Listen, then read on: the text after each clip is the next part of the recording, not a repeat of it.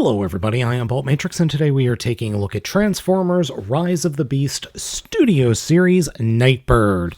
And this is supposed to be a heavily modified Nissan GT-R.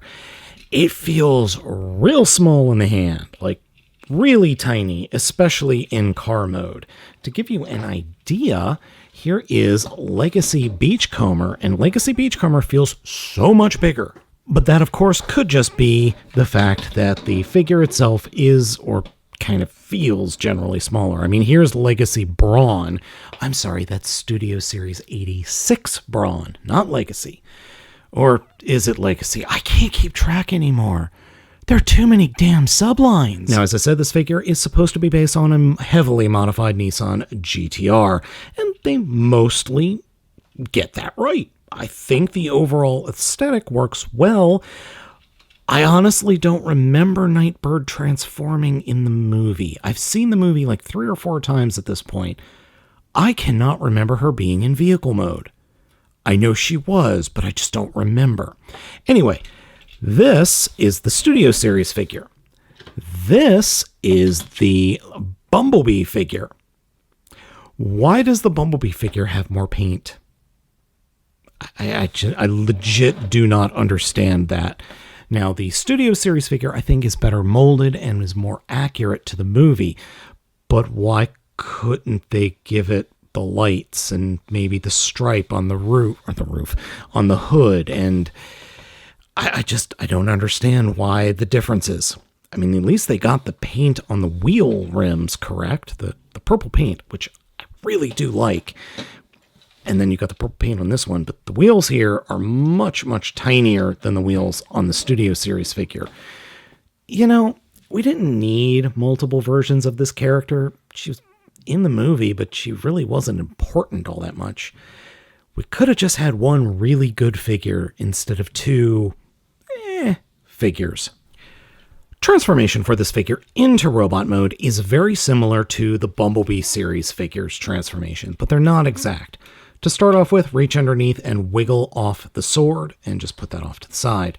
Come up to the front of the vehicle mode and unpeg the front wheel wells and flip them around. And then reach inside and fold down the arms like that. Flip the front wheels out. That will allow you to then bring the arms all the way out. Yes, that is what you do.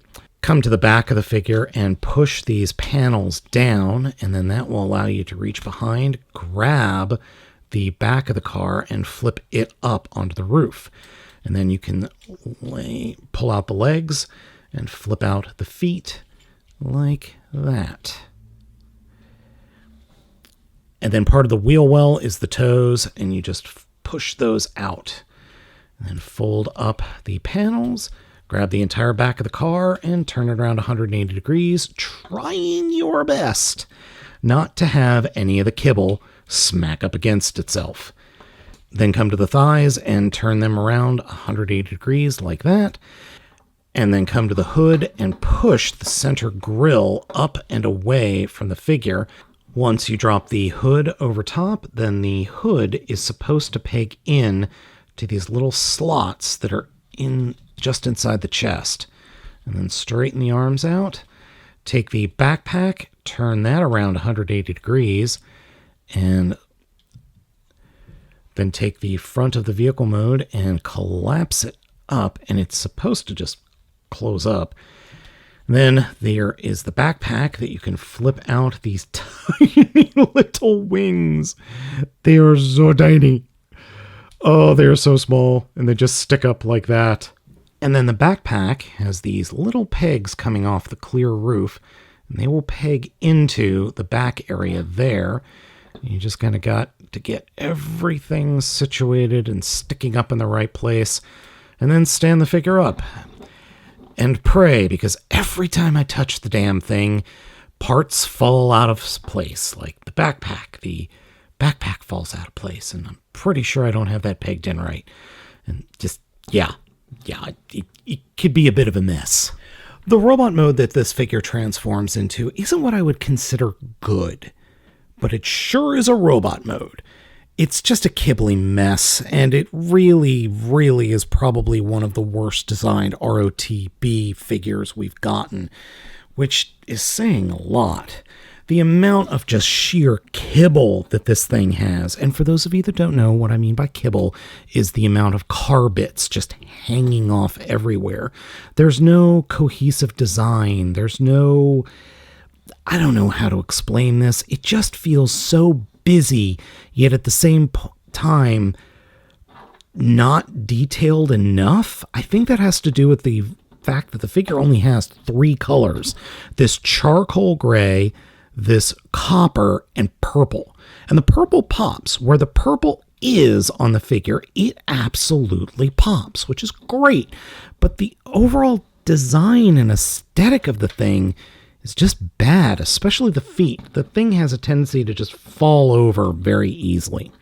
Now, when I was doing the transformation into robot mode, I did goof in a couple of places. The first of which are the bumper. The front bumper needs to be squished in place so that the little pegs are able to peg into the chest. Then the back, the front of the middle section of the hood folds up onto the butt. And then the very back, this section with these tiny little wings folds down and then pegs into the backpack a bit better. That still doesn't alleviate the problem of the backpack flopping about like crazy. Even with everything pegged into place, things have a tendency to unpeg very easily, like way too easily, disturbingly so. The figure does come with a nice sword, which I do appreciate. The Bumblebee version of the figure's sword is a lot shorter, which I don't particularly care for. The head sculpt is nice, but it reminds me of something from Halo, or a character design from Halo, in a bad way. There's this giant purple crest at the top of the head, tiny, tiny, tiny little eyes, and then a mouth plate. So the weird thing is, though, the eyes are situated such that it's constantly staring through the purple, which is just weird. I don't know. I don't particularly like it. I get what they're going for. They're trying to make a nod to the original Nightbird figure from the G1, or not figure, character from the G1 show, but I don't think they totally succeeded. Posability, head is on a ball joint, but good luck with this giant cowl coming off of her head. It's limited the posability. Ball joint in the shoulder, swivel at the upper arm, bend at the elbow is 90 degrees, no fist articulation. Torso swivels for the transformation. No, not for the transformation. On this figure, on the other one it does, but it constantly runs into problems with hitting all the kibble. And then the legs can kick forward and back, can kick in and out. Again, kibble, it gets in the way. Bend at the knee, double knee is a lot, which I do appreciate. And then there's, well, broke my ankle articulation. No real foot articulation other than breaking her ankle. Something I do find funny is that the Bumblebee figure is significantly taller in robot mode than the Studio Series figure. While the Studio Series figure is supposedly more detailed in terms of molding, all of that detailing is lost unless you're under bright studio-like lights, where the Bumblebee figure, actually you can make out the detailing because the figure is primarily in this copper, and whoops, I have the legs turned around, double turned around, and there goes the Studio Series figure falling over again. Yep. Now, in the Bumblebee figure, I like this head sculpt a lot better. No, it's not as movie accurate as, say, that one, but I can at least tell what the hell's going on with that face, as opposed to over here. So, points to the Bumblebee figure for, size in robot mode and detailing. So, yeah, Bumblebee figure for the win on that one. Everything else, though, it's pretty much the same, and crap, I keep forgetting to get these shoulders. These shoulders do not want to stay up, especially on mine. Whatever. It's not worth it. There. Yeah. Neither of these figures are very good. I can't recommend either of them. Scale on the Studio Series figure is a bit off because we've got another Studio Series figure, Shatter, from the original Bumblebee movie, and she's quite a bit taller. And then we've got one of the 3-packs Bumblebee, and then we've got Legacy Strongarm.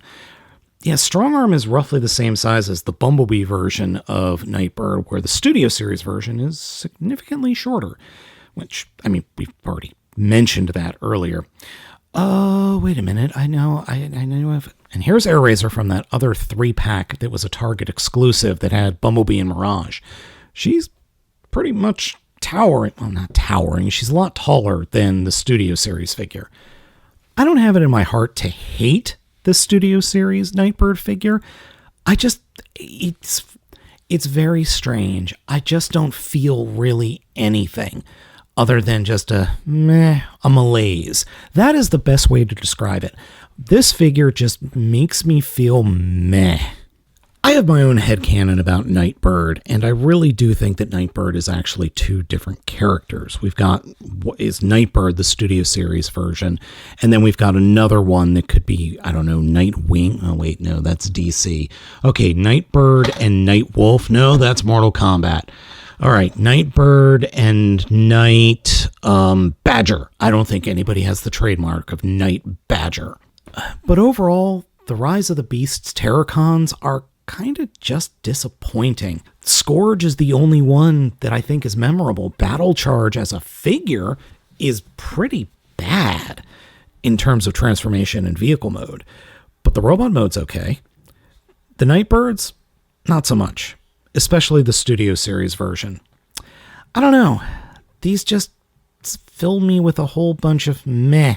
I don't really have anything good or negative to say about them other than I think they might be over-engineered a bit. I don't know. It's Monday, and the malaise of winter has set in, I guess you could say. All right, folks, that's enough of me rambling. What do you all think of this Nightbird figure? Do you like the Studio Series version, or do you like the Bumblebee version? Let me know down in the comments. Thanks for watching. I've been Baltmatrix, and I've got one more Rise of the Beasts video to go, and then I hope to never speak of the movies again. Well, at least until the next one. All right, folks, have a good one. Take care of yourself, and goodbye.